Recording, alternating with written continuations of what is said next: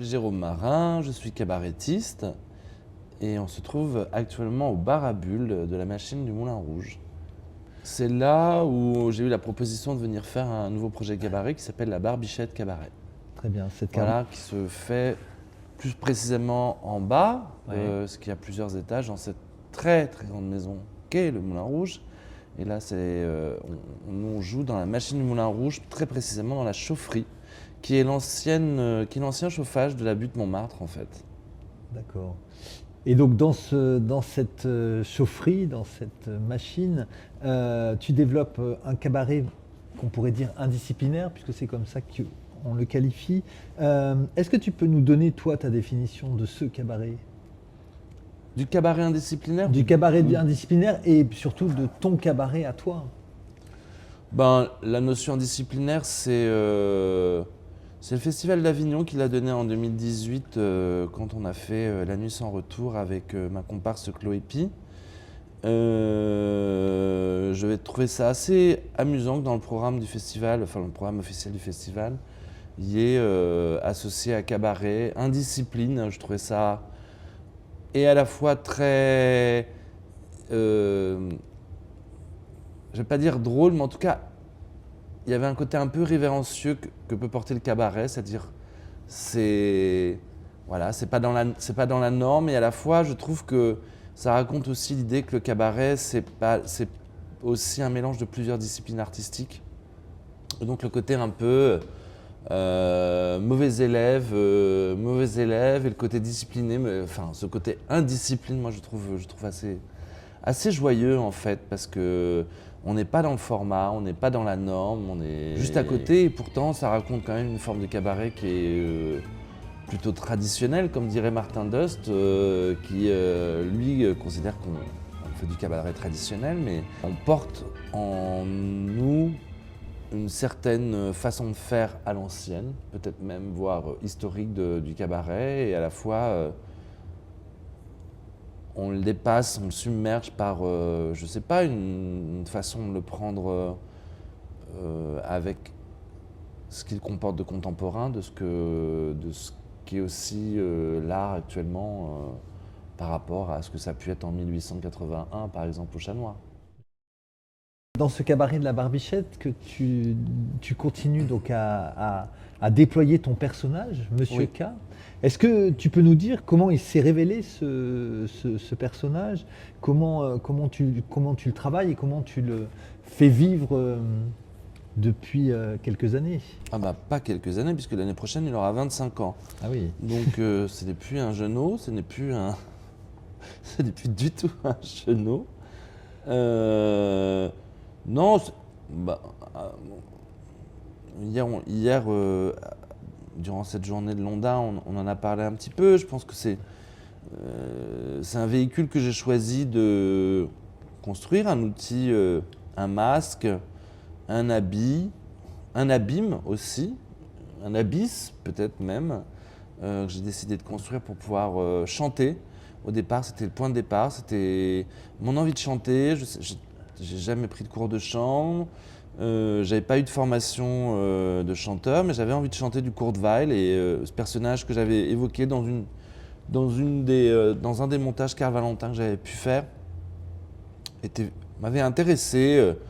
Cette espèce d'ersatz de Joel Grey dans le personnage du maître de cérémonie de Bob Fosse, de cabaret de Bob Fosse.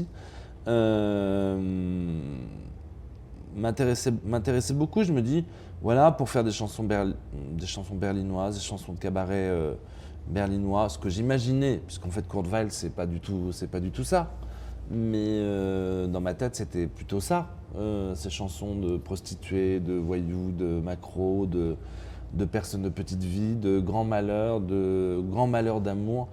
J'avais besoin d'un personnage comme ça, et surtout aussi pour chanter au féminin, parce que j'avais le désir de chanter des chansons de femmes qui m'ont toujours beaucoup plus plu que les chansons d'hommes.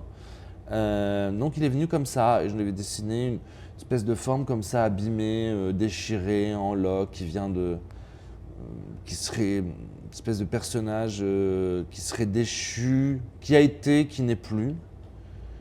Et puis voilà, il a eu plusieurs étapes. Et c'est vrai qu'au moment où je suis entré chez Madame Arthur en novembre 2015, il a fallu aussi que je chamboule sa façon de faire, sa façon d'être. Et il m'a appris d'autres, par le biais, il m'a appris parce que c'est marrant, hein, je le mets au lointain parce qu'il n'est pas encore là, il va arriver tout à l'heure, mais il m'a appris beaucoup de choses, notamment, alors je savais le faire pour moi, mais par exemple faire maître de cérémonie, en tout cas battleur, harangueur, ça c'est quelque chose que j'ai profondément appris avec l'exercice chez Madame Arthur, notamment, où il fallait tenir le public pour qu'il comprenne qu'il était là pour voir un spectacle et que ce n'était pas le salon de l'agriculture, comme je l'ai souvent répété pendant de longues années. Mais voilà, donc il est devenu aussi maître de cérémonie. Et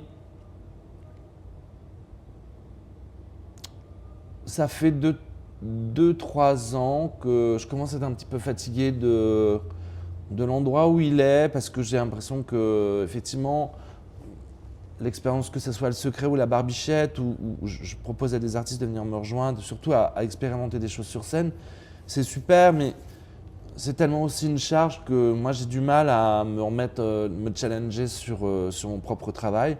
Et là, sincèrement, je sentais qu'il y avait quelque chose qui n'allait plus avec Monsieur K, d'où mon désir de monter ce nouveau projet de cabaret pour aussi moi me remettre en jeu par rapport à ça. Alors là, du coup, il y a le dispositif de la radio qui me permet d'être un petit peu moins présent sur scène, mais tout en étant là un petit peu. Mais moi, pour pouvoir prendre le temps aussi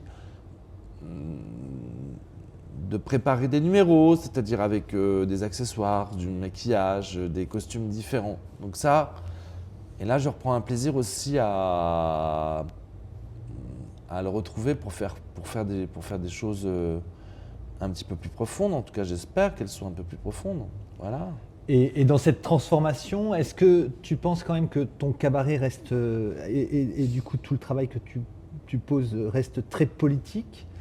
Je sais pas. Ça, je sais pas s'il est politique. Il l'est sûrement. Évidemment qu'il l'est sûrement, mais c'est pas le. Pour moi, c'est pas la question. D'accord. Alors, oui, il l'est certainement, mais pour moi, c'est pas la question. C'est pas cette question. Ma question, c'est de rendre les gens heureux, qu'ils passent une soirée inouïe, exceptionnelle, pas exceptionnelle dans le sens c'est la meilleure soirée, non, exceptionnelle parce que elle sort du lot. Voilà, moi c'est ça qui m'intéresse. C'est ça qui m'intéresse aussi, par exemple, quand on part en tournée, c'est d'aller dans des lieux et de transformer le lieu en un espace qu'on n'a jamais vu auparavant ou qu'on n'a jamais, emprunté de cette manière-là. C'est ça qui m'intéresse. Oui, ce qui veut dire que, oui, c'est ça, c'est que quand même ton cabaret, il est ici au Moulin Rouge, mais il est aussi amené à se déployer oui, beaucoup. Et à rencontrer d'autres publics, Ouais. d'autres espaces, et notamment les espaces dont on parlait hier pendant notre rencontre, que sont les scènes labellisées, les théâtres de ville, etc. Mais plus que politique, juste pour reprendre ce que tu me disais, moi ce qui m'intéresse c'est vraiment de créer quelque chose dans la tête pour le public qui soit exceptionnel. Voilà, j'ai envie que ça soit une célébration unique. Enfin voilà, plus qu'exceptionnel, quelque chose d'unique. Donc à chaque fois tu essayes de construire dans cet objectif-là oui, on essaye. La relation. Après, des fois on est obligé un peu de se répéter, mais comme on se connaît tous dans l'équipe, à un moment donné la répétition ça ne nous plaît pas, donc très facilement dire ah non, on va faire autre chose ce soir, et je trouve ça assez joyeux.